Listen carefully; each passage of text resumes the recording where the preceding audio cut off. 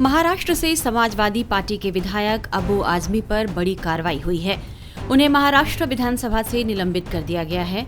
उन पर विधानसभा परिसर में आने पर भी पाबंदी लगा दी गई है। यह निलंबन मौजूदा सत्र के लिए है।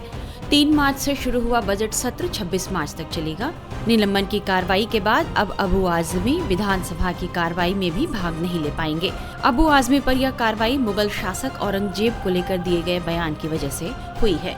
शिवसेना ने सदन से उनके निलंबन और उन पर राजद्रोह का केस दर्ज करने की मांग की थी। अबू आजमी के औरंगजेब की तारीफ करने के मुद्दे ने तूल पकड़ लिया था और महाराष्ट्र में सियासी बवंडर खड़ा हो गया था। आजमी मानखुर्द शिवाजीनगर सीट से चौथी बार विधायक चुने गए हैं। जिन्होंने औरंगजेब का गुणगान किया, ऐसे अबू आजमी को निलंबित कर दिया गया है। फैसला लिया गया कि ये जब तक सत्र चलेगा तब तक उन्हें इस परिसर में भी आने पे पाबंदी है। इस फैसले को कैसे देखते हैं, खासतौर से महाराष्ट्र जो छत्रपति शिवाजी महाराज की भूमि मानी जाती है? वो तो मैं थोड़ा हाउस से बाहर था, अभी जा रहा हूँ, लेकिन मैं एक बात बोलता हूँ, इस देश में औरंगजेब का गुणगान नहीं चलेगा।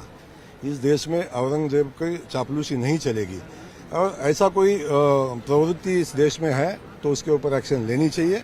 अगर सभागृह में ऐसे एक्शन लिए तो उसका मैं स्वागत ही करता हूँ। हालांकि अबू आजमी ने माफी भी मांगी थी, कहा था अपने शब्द वापस लेते हैं, लेकिन एक बार ऐसा बयान देना हो, क्या माफी मांगना काफी थी? एक ये कहीं ना कहीं एक मैसेज देना जरूरी था इस तरीके से आपको? बिल्कुल मैसेज देना चाहिए और पूरे महाराष्ट्र को या देश को एक मैसेज जाना चाहिए कि देश जिन्होंने लूटा, जिसने देश में जिन्होंने इतना बड़ा अत्याचार किया है, उस आदमी का अगर यहाँ कोई गुणगान करेगा तो उसको छोड़ना नहीं चाहिए।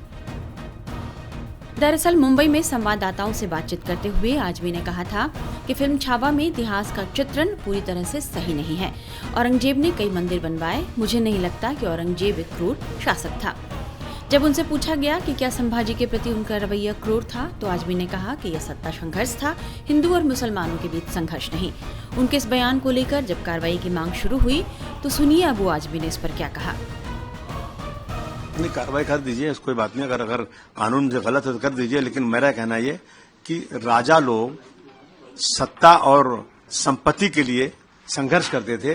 उनका वो धर्म के नाम पे उनका कोई काम नहीं था कि धर्म हिंदू करो मुस्लिम करो। जिसने 52 साल तक हुकूमत किया हो, तो अगर जबरदस्ती हिंदुओं को मुसलमान बनाना चाहता हो तो भारतवर्ष में कितने हिंदू मुसलमान बन जाते। ये सारी चीजें कब शुरू हुई हैं?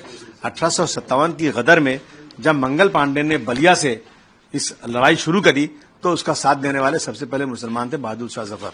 अंग्रेजों को लगा ये हिंदू मुस्लिम साथ रहेंगे तो हम आजादी की लड़ाई, हम इस लड़ाई में यहाँ राज नहीं कर सकते हैं। इन्होंने इस तरह हिस्ट्री को बदनाम शुरू किया। मैं फिर कह रहा हूं कि औरंगजेब रहमतुल्लाह अलैह जो हैं, उन्होंने मंदिर तोड़ी तो मस्जिद भी तोड़ी है। उन्होंने गोलकुंडा की मस्जिद की जो ताना राजा थे, ताना शाह क्या नाम था उसका, उसकी मस्जिद तोड़ा उन्होंने, वहां पे मंदिर भी तोड़ा। अगर तो क्या वजह है उसकी पता लगाना चाहिए। लेकिन अगर वो हिंदू के खिलाफ होते तो 34% हिंदू उनके साथ नहीं रहते और उनका सिपह सालार हिंदू नहीं रहता। मेरा कहना है कि इसको हिंदू मुस्लिम एंगल से नहीं देखना चाहिए। और ये सच है कि उनके राज में भारतवर्ष सोने की चिड़िया था। भारतवर्ष 24% यहाँ का वो था। भारतवर्ष की सीमा अफगानिस्तान और बर्मा तक थी। तो ये कौन मिटा सकता है? हिस्ट्री से कौन मिटा सकता है?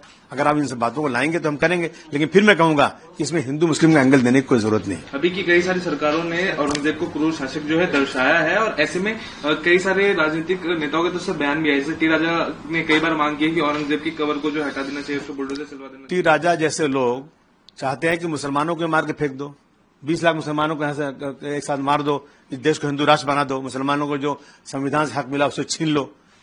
ये तो वही लोग कर रहे हैं जो नफरत फैलाना चाहते हैं। हर चीज को एक ही चश्मे से देखना, हिंदू मुस्लिम। ऐसा है कि सत्ता के अहंकार में हर बात नहीं बोलना चाहिए। देश जो है ना संविधान से चलेगा, सबको बोलने का हक है। मैं किसी हिंदू भाई के खिलाफ बोलूं तो मुझे आप कहिए। मैं तो कह रहा हूं कि वो हिंदुओं के साथ ही थे। उन्होंने 34% हिंदू उनके साथ, उनके उसमें रियायत उनमें थे, उनके सरकार में थे।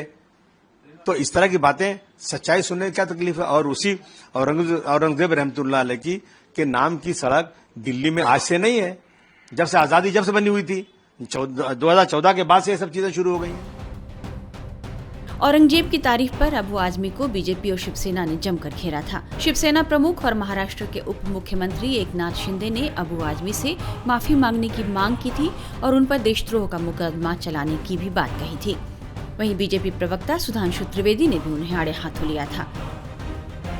उनका बयान बहुत ही गलत है और निंदाजनक है। जिन्होंने जो औरंगजेब ने छत्रपति संभाजी महाराज को 40 दिन इनका हलाल किया है, अत्याचार किया है, उनके नाखून निकाले, आंख निकाले, चमड़ी उधेड़ दी, जीभ जबान काट दी, ऐसे औरंगजेब को अच्छा कहना ये तो महापाप है। और इसलिए ये अबू आजमी इन्होंने माफी मांगनी चाहिए, या हमारे मुख्यमंत्री उन्होंने भी बहुत ही गंभीरता से उनकी बात को लिया है।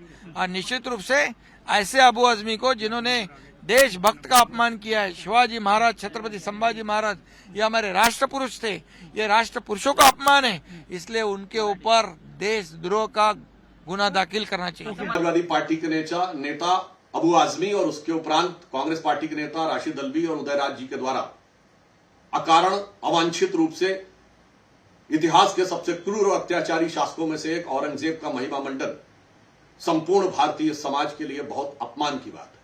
और यह कांग्रेस पार्टी और इंडी गठबंधन की पुरानी फितरत है। इससे पूर्व भी इनके राज्यसभा सांसद इमरान प्रतापगढ़ी औरंगजेब की कब्र पर जाकर फातिया पढ़ चुके हैं।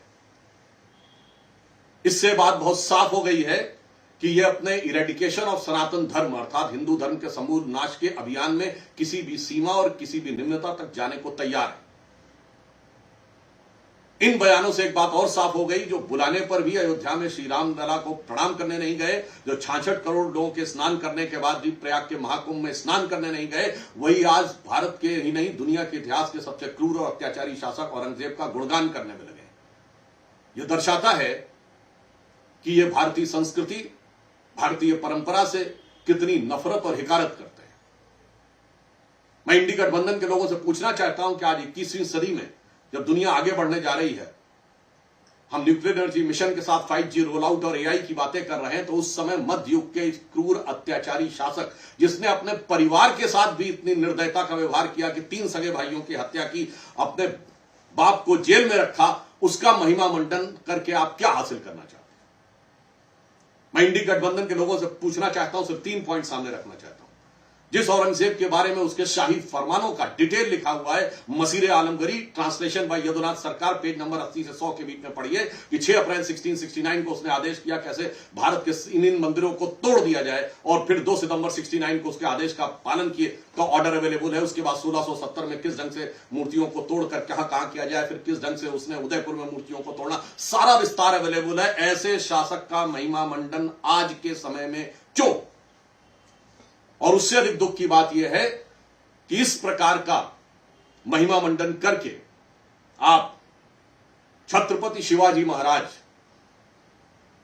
की परंपरा और छत्रपति संभाजी महाराज के बलिदान का इतना क्रूरतापूर्ण मजाक उड़ाने का प्रयास नहीं कर रहे हैं, जिनके लिए छत्रपति शिवाजी महाराज के राजकवि भूषण ने औरंगजेब के अत्याचार से दुखी होकर लिखा था कि कुंभकर्ण असुर अवतारी औरंगजेब काशी और प्रयाग में दुहाई फेरी रब की, तोड़े देव देवालय शहर मोहल्ले के रे, लाखों मुसलमान की ये माला तोड़ी सब की, और काशी करबला होती, मथुरा मदीना होती, शिवाजी ना होते तो सुन्नत होती सबकी। पूछ रहा हूं ये उसका अपमान है कि नहीं? हालांकि विवाद बढ़ने पर अबू आजमी ने अपनी सफाई दी थी, लेकिन उनकी माफी नाकाफी साबित हुई।